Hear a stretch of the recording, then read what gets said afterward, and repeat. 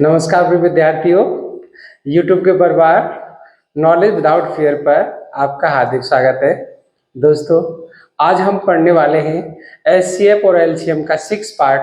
इससे पहले हमने 5 पार्ट करा दिए थे। अगर आपने वो नहीं देखे हैं तो उन्हें जरूर जाकर के देखिए। और इस पार्ट में हम लेकर आए आपके लिए थियोरेटिकल क्वेश्चन। तो इसमें देखिएगा, मोस्टली क्या होता है, इस तरह के क्वेश्चन एग्जाम में पूछे जाते हैं। तो इसमें देखिएगा, पहला क्वेश्चन है हमारा, वो है बड़ी से बड़ी संख्या कौन सी है जिसमें 3026 तथा 5053 को भाग देने पर क्रम से 11 व 14 शेष बचे। तो इस तरह के क्वेश्चन में हम क्या करते हैं, सबसे पहले जो संख्या दी हुई है, कितनी दी हुई है, 3026, और इसमें से हमें 11 को सब्ट्रैक्ट करना है। तो जब इसमें से 11 को सब्ट्रैक्ट करेंगे तो ये 3015 बचेगी। इसके बाद दूसरी संख्या है 5053, और इसमें से माइनस कर देंगे हम 14, तो इसका आंसर आ जाएगा हमारा 5040। अब ये दोनों संख्याएं मिल गई। अब क्या करेंगे, इन संख्याओं का हमें क्या करना है, एचसीएफ फाइंड करना है। तो एचसीएफ फाइंड करने के लिए मैंने आपको एक शॉर्ट ट्रिक बताई थी। वो क्या थी शॉर्ट ट्रिक, कि सबसे पहले हम दोनों संख्याओं का डिफरेंस फाइंड करेंगे। तो 5040 और माइनस 3015, इन दोनों का अंतर देखेंगे। तो इनका जो अंतर निकल के आएगा वो कितना निकल के आएगा, यानी 5040 में से 3015 को हम घटा देंगे तो इसका जो अंतर निकलेगा वो आएगा 2025। अब हमें ये देखना है कि 2025 किससे कट रही है। चारों ऑप्शन में से पहला 15 है, दूसरा 30, तीसरा 45 और चौथा 60। अब ये जिस ऑप्शन से कटता है वही हमारा आंसर होगा। तो हम देखेंगे 2025 को डिवाइड देके, 2025 को हम डिवाइड देके देख लेते हैं किससे, 45 से। तो 45 से अगर हम डिवाइड देंगे तो 45, यानी कि ये कितनी बार चला जाएगा, 4 टाइम्स चला जाएगा और 5 टाइम्स चला जाएगा, 45 चौके। तो यही हो गया हमारा आंसर। अब इसके बाद देखेंगे दूसरा क्वेश्चन। दूसरे क्वेश्चन में क्या है, वो है बड़ी से बड़ी संख्या कौन सी है जिससे 1354 और 1866 तथा 2762 को भाग देने पर प्रत्येक दशा में 10 शेष बचे। अब ये कह रहा है कि प्रत्येक दशा में 10 शेष बचे। यहाँ तो संख्या अलग अलग दी थी, बट यहाँ पर कह रहा है कि प्रत्येक दशा में 10 शेष बचे। तो हमें क्या करना है, इन संख्याओं में से 10 को घटाना है। तो सबसे पहले हम क्या करेंगे, पहली संख्या है 1354, उसमें से हम 10 घटा देंगे तो ये आ जाएगा 1344। इसके बाद दूसरा लेंगे 1866, इसमें से 10 घटाएंगे तो ये 1856 आ जाएगा। इसके बाद लेंगे 2762, इसमें से 10 घटाएंगे तो ये आ जाएगा 2752। अब 3 संख्या हमें मिल गई। अब इन तीनों संख्याओं का क्या करना है, हमें एचसीएफ फाइंड करना है। तो एचसीएफ फाइंड करने के लिए अगर हम भाग विधि से करेंगे तो लॉन्ग हो जाएगा, तो हमें शॉर्ट ट्रिक से इसको करना है। तो शॉर्ट ट्रिक तो मैंने आपको पिछले वाली वीडियो में एचसीएफ की बहुत सारी शॉर्ट ट्रिक्स कराई थी, तो वहां से आप समझ ही गए होंगे। अब यहाँ से क्या करेंगे, हम जो बड़ी संख्याएं हमारी, इनका हम डिफरेंस देखेंगे। तो यहाँ लिख देंगे 2752 माइनस 1856। अब इसका हम डिफरेंस देखेंगे तो डिफरेंस हमारा आ जाएगा 800 96। अब हमें क्या करना है, इस 896 को डिवाइड दे के देखना है।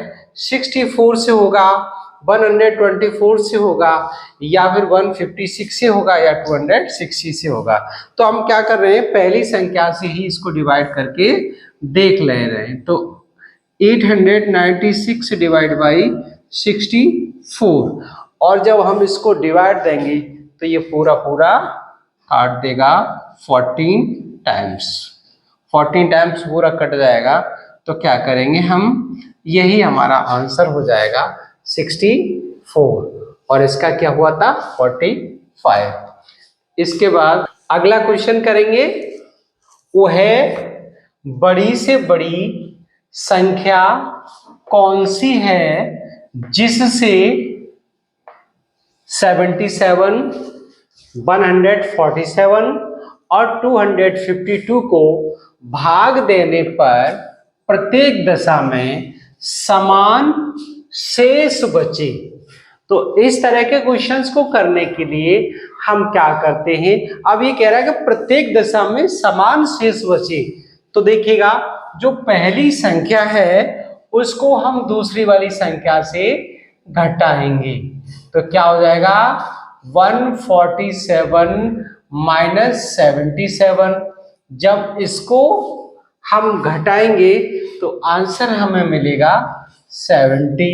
अब दूसरी संख्या है 252, इसमें से 147 को सब्ट्रैक्ट करेंगे तो मिलेगा हमें 105। अब क्या बचा, अब इसके बाद 252 में से फिर 77 को घटा देंगे तो क्या मिलेगा 175। यानी कि प्रत्येक दशा में समान शेष कह रहा है, तो आपस में इन संख्याओं को हम घटा देंगे। अब हमारे पास तीन संख्याएं हो गई, यानी कि 70, 105 और 175। अब देखिएगा कि इन संख्याओं में हम क्या करेंगे, हमें ऐसी संख्या ऑप्शन में देखनी है कि इन सभी संख्याओं को वो काट दें। तो देखिए, सबसे पहले 70, 105 और 175। अब इसमें क्या करना है, हमें ये देखना है कि 35 से 70 कट जाएगी, बिल्कुल कट जाएगी। 35 से 105 कट जाएगी और 175 भी कट जाएगी। तो इसका मतलब क्या है, यही हमारा आंसर हो गया। अब देखिए, और एक तरीका और बताते हैं कि अगर आपको इस तरह से ना समझ में आए तो दो बड़ी संख्याओं को पकड़ो, जैसे 175 माइनस 105। अब हम क्या करेंगे, इन दोनों का डिफरेंस फाइंड करेंगे। तो जब हम इनका डिफरेंस फाइंड करेंगे तो डिफरेंस हमारा 70 आ रहा है। अब 70 डिफरेंस आ गया तो 70 को हम देखेंगे कि 9 से कटेगा नहीं, 50 से कटेगा नहीं, 25 से कटेगा नहीं, तो किससे कट जाएगा, 35 से कट जाएगा, और यही हमारा आंसर हो जाएगा। अब इसके बाद नेक्स्ट क्वेश्चन है कि 3 मीटर, 5 मीटर, 10 सेंटीमीटर तथा 12 मीटर और 90 सेंटीमीटर लंबाइयों में से प्रत्येक को पूर्ण संख्या में मापने हेतु प्रयोग की गई अधिकतम लंबाई की छड़ क्या होगी। यानी वो छड़ हमें ज्ञात करनी है जो इन तीनों लंबाइयों को पूर्णतः माप दे। तो क्या करेंगे दोस्तों, अब यहाँ पर क्वांटिटी आपकी मीटर में दी हुई है और सेंटीमीटर में दी हुई है, तो इसको एक में कर लीजिएगा, चाहे मीटर में कर लो या सेंटीमीटर में कर लो। तो अगर हम मीटर में करेंगे तो हमें थोड़ी लॉन्ग हो जाएगा, हम इनको क्या करते हैं, सेंटीमीटर में चेंज कर लेते हैं। तो देखिए, यहाँ पर 3 मीटर दिया हुआ है, इसको हम सेंटीमीटर में कन्वर्ट करेंगे तो 300 सेंटीमीटर हो गया। इसके बाद दिया हुआ है 5 मीटर और 10 सेंटीमीटर, तो इसको हम कर लेंगे तो ये 500 10 सेंटीमीटर हो जाएगा। और तीसरा दिया हुआ है 12.9 सेंटीमीटर, तो इसको हम कर लेंगे 1290 सेंटीमीटर हो जाएगा। हमने क्या किया, पूरी क्वांटिटी को हमने एक ही यूनिट में चेंज कर लिया, यानी सेंटीमीटर में।